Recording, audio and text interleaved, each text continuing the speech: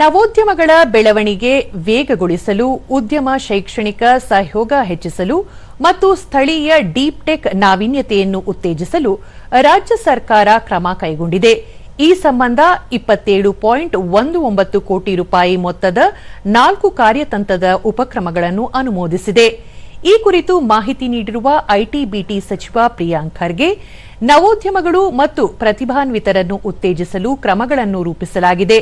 ಜೈವಿಕ ತಂತ್ರಜ್ಞಾನ, ಆನುವಂಶಿಕ ಮಾಹಿತಿ, ಜಿನೋಮ್ ಅಧ್ಯಯನ ಹಾಗೂ ವೈದ್ಯಕೀಯ ರೋಬೋಟಿಕ್ಸ್ ಕ್ಷೇತ್ರಗಳಲ್ಲಿನ ಅತ್ಯಾಧುನಿಕ ಸಂಶೋಧನೆಗಳವರೆಗೆ ಹೂಡಿಕೆ ಮಾಡಲಾಗುತ್ತಿದೆ. ಈ ಉಪಕ್ರಮಗಳು ಭಾರತದ ಪ್ರಮುಖ ನಾವೀನ್ಯತೆ ಮತ್ತು ತಂತ್ರಜ್ಞಾನ ಕೇಂದ್ರವಾಗಿ ಕರ್ನಾಟಕದ ಸ್ಥಾನಮಾನವನ್ನು ಮತ್ತಷ್ಟು ಸದೃಢಗೊಳಿಸಲಿವೆ ಎಂದು ತಿಳಿಸಿದರು.